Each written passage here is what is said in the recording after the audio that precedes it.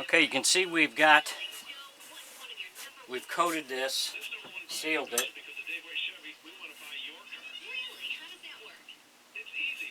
So I let it set up for 2 days, make sure it was nice and dry. We're going to use our palm sander for the bigger areas.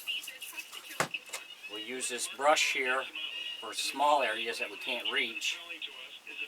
And then we'll also go with hand sand.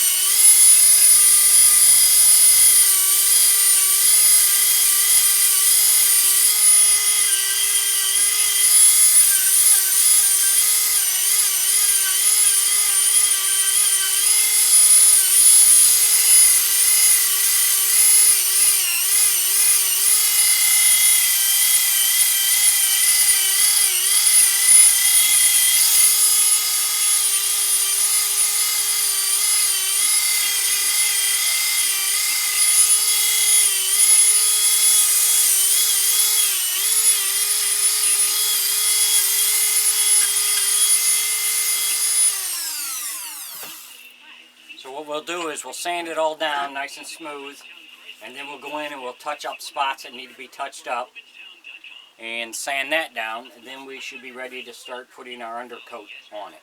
If you enjoy my videos, please like and subscribe on my YouTube page. I'd appreciate it. Thanks for watching.